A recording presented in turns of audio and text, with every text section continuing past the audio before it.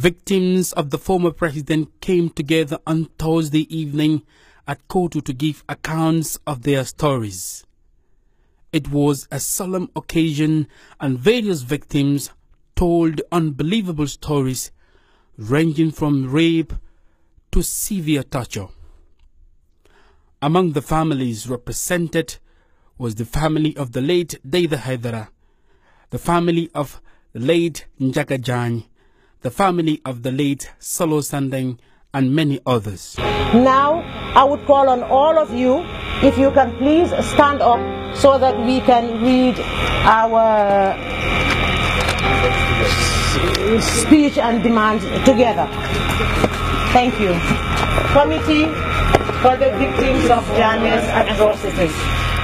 After 22 years of law, according to Jammeh, we, the vast majority of the Ghanaian people, vow never to allow our democratic rights to be trampled upon again. We have waited long enough for social justice, and if the claim that this is the new Gambia is genuine, this is the moment for the judiciary to show us the metal in you. Just as the Ghanaian people's electorate prevailed on December 1st, 2016, deposing the tyrannical Jammeh regime, so the justice prevailed for the victims and survivors of April 10 and 11, 2000. Equally, justice must prevail for all the sons and daughters of our beloved Gambia that disappeared and are presumed dead, all the assassinated and wrongly imprisoned and tortured. This is not about settling scores, but to render the victim of justice innocent until proven guilty, and to ensure such atrocities will never be repeated again by any sitting government. In our quest for justice in Gambia, we hereby make the following demands. I would like to call on a few of the victims, 1, 2, 3, or 4 of them, to give you a little bit of an account of their story so that you can just, you the group and everybody watching us can see and hear what these people have been going through, and you get a taste of it and tell us if justice should not prevail. I would like to call on Male Janneh, who is the brother of Njaga Janneh. Another one that really breaks my heart, our December 30th heroes. Male, please, can we have you here to say something? Thank you. Sumara kabuto pa ci man di Njaga, Captain Njaga Janneh.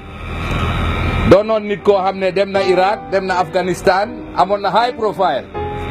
Masta di dégg stories ne ñi ñëw ci réew mi pour def fi coup d'état bi pour suxali réew mi. ñu jógee Amérique la ak ñi soldats yi jógee Angleterre ak yooyu ñoo bokk rek suma xol ñaaw ma xam ne daal lii foog naa ne daal suma raka ji maa woo kool nii pour wax a moom ku dem ci la bokk. These people have gone through the most painful torture ever imagined, and in their own words, they are not sharing their stories to settle scores.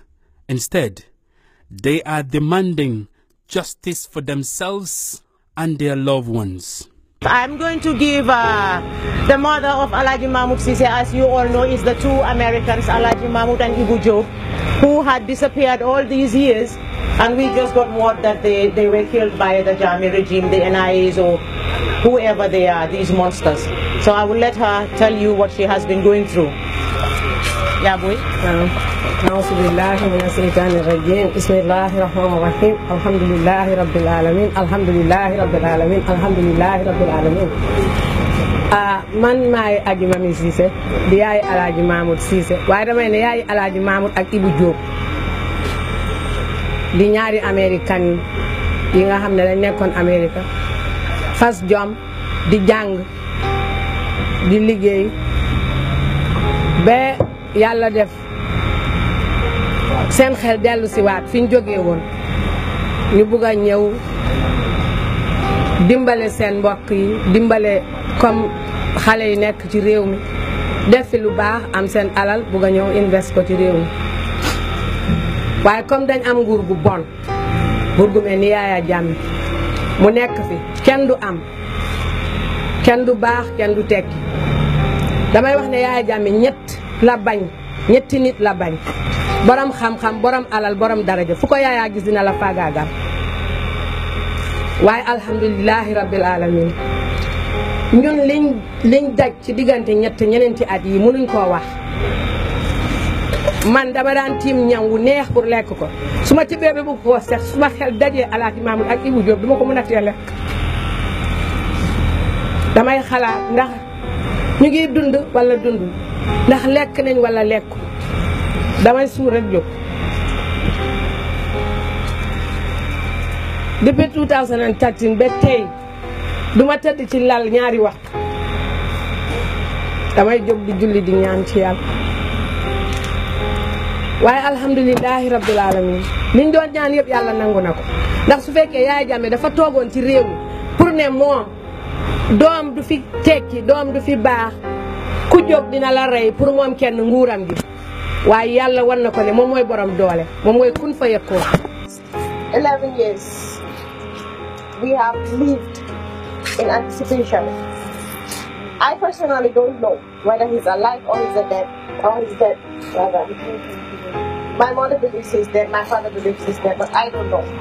I've always said that I will only believe that he's dead when we sit in a court of law and those people who killed him confess that they killed him.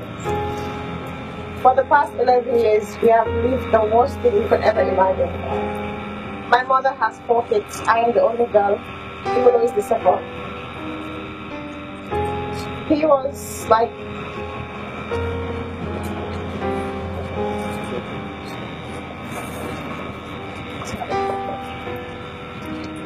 he was more than my brother. He was more than my father. He was my friend. He was my everything. It is indeed a pleasure to be here today, seeing the most strong people of the Gambia today are you people. You people that endured every hardship, and you all stood here today. I don't count myself strong because I have just stopped crying 2 months ago. But you all have been crying. You all have been mourning your people for almost 10 years. So since when I was too young, and you're still mourning. But what I have to tell you all is that we won. Yes, we won. I just want to say a short story about my dad. The type of man he is.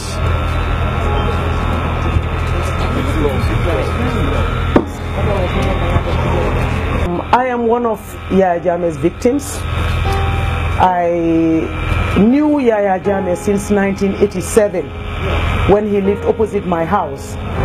I was at home when someone called me that there was a supposed coup d'etat whilst Yahya Jammeh was in Mauritania or something. I knew nothing about it. I didn't know when it happened. I don't know what happened or how it happened. I had the name Ndur Cham, and I've never seen or heard or known Ndur Cham. And this on the Friday after the coup, that was few days after, I was at my mom's house when I got a call from a friend that my uncle Raif Diab, who was well known and a friend of MC Cham and all these opposition people, Hussein Udabo, and they told me he was arrested. I said, for what? They said, well, I think it's in connection of this coup. I said, but my uncle is a businessman. These people are his friends. I'm sure maybe that's why he was arrested. So whilst I was calling the family for us to meet in the evening to see what we can find out about my uncle, I just saw about 12 soldiers in my house, and they asked for me. I said, this is Ramzia. They said, you are wanted. I said, to where? They said, you will know when we take you. That's when I was arrested and taken to Mile 2. I was thrown in solitary confinement. I was there for like 5 or 6 days without having a shower, without a toothbrush, without toothpaste, nothing. And on the 5th day at night, late in the night, around like 11 o'clock, I was picked up by some soldiers and taken to the NIA headquarters. And the rest I don't want to narrate much, but after my interrogation, I was stripped, I was severely tortured, and I must have fainted many times. I had wounds all over my body.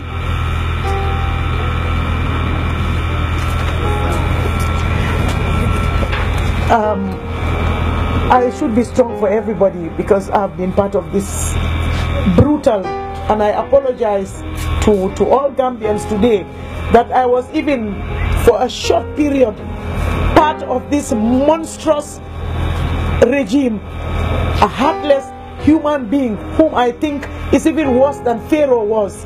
My name is Fatoumata Jawara. I am a victim of April 14 together with Solo Sandeng. Mr. Ibrahim Sise is also around, who is a journalist.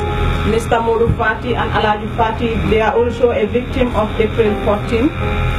We are genuine Gambian who came out to protest for the bad regime of President Jammeh. When we are at Westfield, the PIU officers came running from different directions, where we are picked and taken to the PIU headquarters. At PIU headquarters at 5 o'clock, we are later escorted to the Mile 2 Central Prison. At 2 a.m. at night, we were picked by some security personnel with tinted glass people, and we are escorted to the NIA headquarters. When we reached at the NIA headquarters, they told me, "You are the lady we are looking for. You are Fatoumata Jawara, the strong-hearted woman. You are the team who used to move with Solo Sandeng."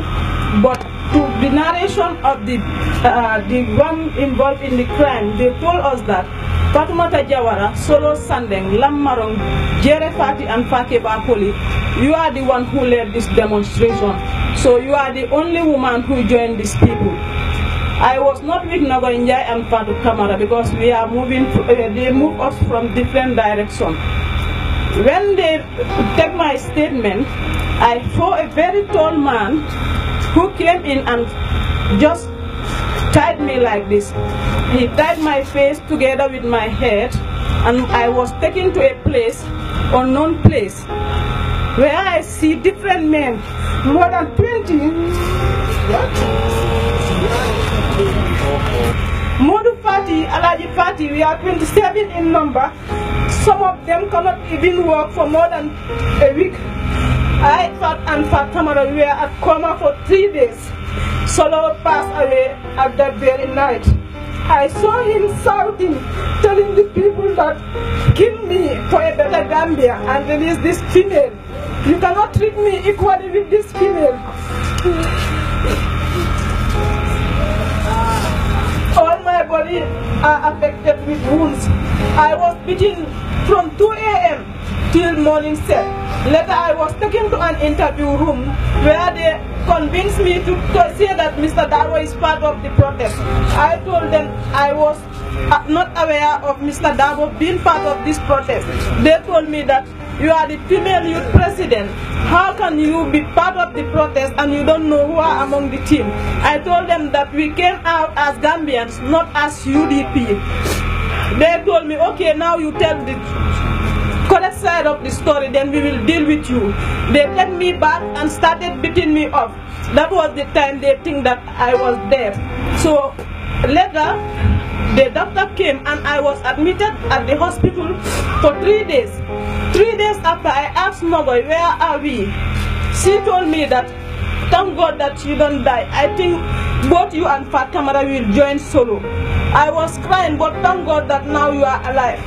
Then when I saw the operation commander, I asked him, "I have break the law. They say that I was going against this regime. But if you beat somebody like this, you should treat the person. Look at my body. I was bleeding for more than a month. All my body have wounds." Then from there, we are at the clinic for 9 days. Later, another man by the name Tamba come and take us back to Bambadinka.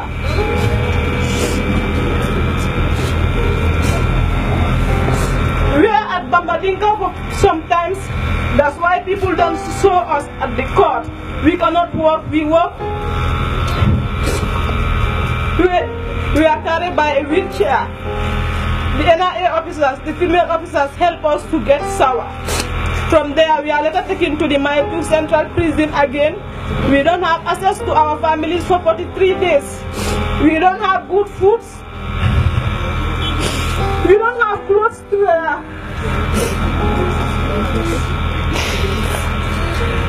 My female inmates are the one who used to help me to eat. They are the one who used to give me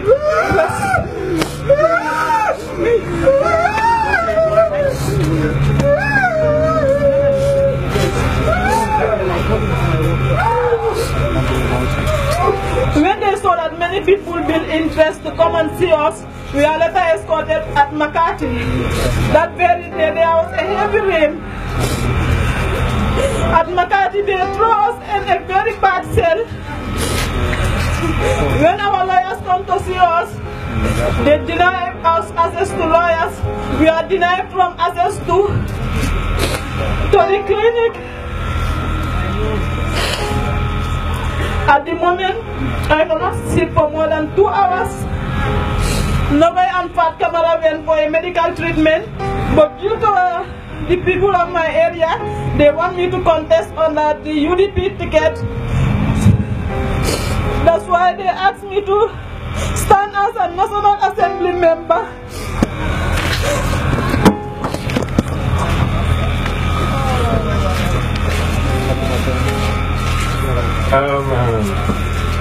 Brothers and sisters, ladies and gentlemen, I'm a victim of many ways. I'm a victim that one sitting cannot complain it. I myself have been arrested twice, and what I undergo I will never say to anybody, only in court. Assalamu alaikum wa rahmatullah. They want Yahya Jammeh and his junglers to pay for their heinous crimes. And in their quest for justice, they are demanding the following. An independent commission of inquiry to include family members or their designate.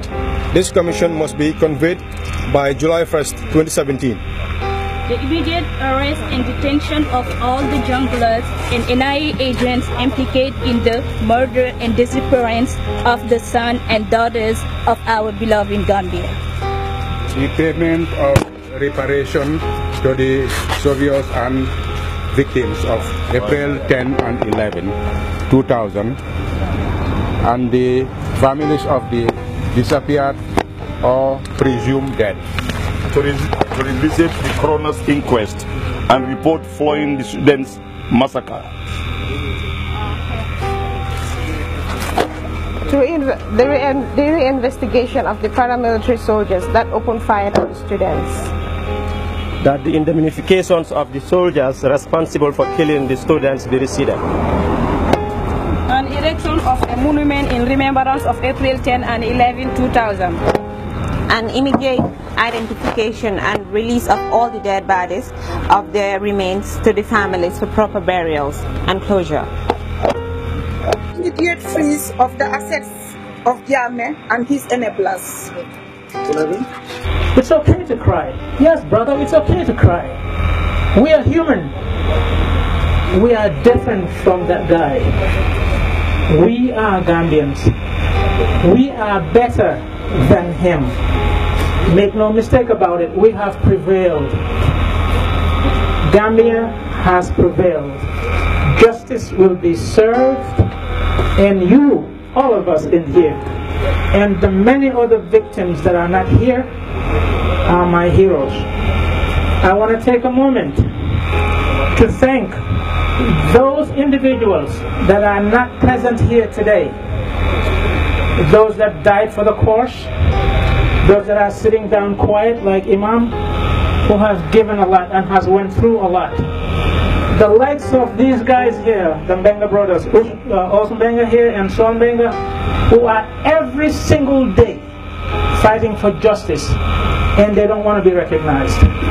Those other Gambians that are outside in the diaspora, the Bankamanes of the world, the Sigajanes of the world, the Chernabas of the world, and everybody else that I cannot name.